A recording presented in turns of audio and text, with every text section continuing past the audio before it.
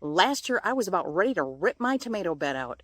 Plants were turning yellow, they were dying, and I had absolutely no idea what I was doing wrong. I tried every fertilizer, every spray, every miracle cure I could find, and nothing worked. But then I discovered one thing that changed everything, and it wasn't a product or a treatment. It was asking one simple question that most gardeners don't think to ask. That question saved not just my harvest, but probably $100 and countless hours of frustration. And by the end of this video, you'll know exactly what that question is and how to use it to diagnose any yellowing leaf problems in about 60 seconds. I'm Carol at Almost 2 Acres, and if you've got yellowing tomato leaves driving you crazy, this might be the most important video you watch this season. Here's the question that changes everything. Where on your plant did the yellowing start? I know, that sounds way too simple, right? But here's what created an aha moment when I finally figured it out. Your tomato plant is basically giving you GPS coordinates to the exact problem. If the yellowing started on the bottom older leaves and is working its way up, that's telling you one very specific story. But if it started on the young top leaves first, you're dealing with a completely different villain. And get this, most gardeners skip right past this step and jump straight to treatments. That's why they end up like I was, throwing money at the wrong solutions and watching their plants get worse. Let's start with the most common scenario, yellowing that begins at the bottom and climbs up your plant like it's on a mission. When this happens, you're usually looking at one of three culprits: hungry plants, fungal invaders, or what I call plumbing problems. If the entire leaf is turning yellow evenly, like someone took a yellow highlighter to it, your plant is probably just hungry. Specifically, it's starving for nitrogen. Your plant is literally eating its own older leaves to feed the new ones up on top.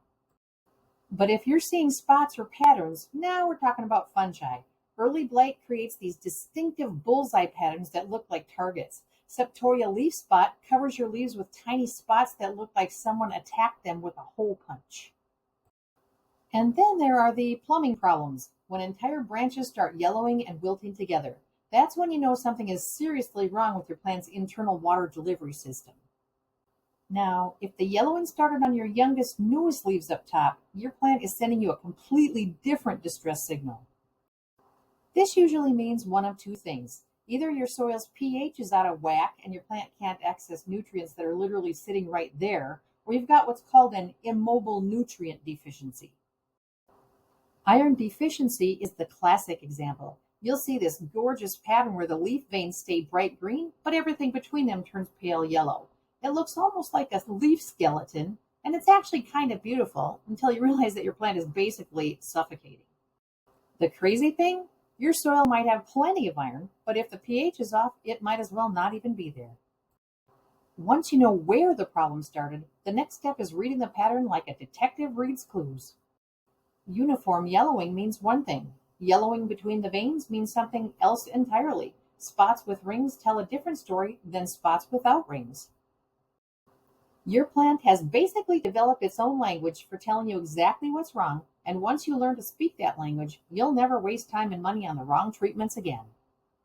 But here's where most people get tripped up. They see the pattern, but don't know what story it's telling them. In a new video coming soon, I'm going to show you exactly how to identify the most common diseases that cause yellowing, including the one that can destroy your entire crop in just 2 weeks if you don't catch it early. I'll also share the simple test that can tell you in 30 seconds whether you're dealing with a fungal disease or something else entirely. It involves cutting one small piece of your plant, and what you see will give you the story.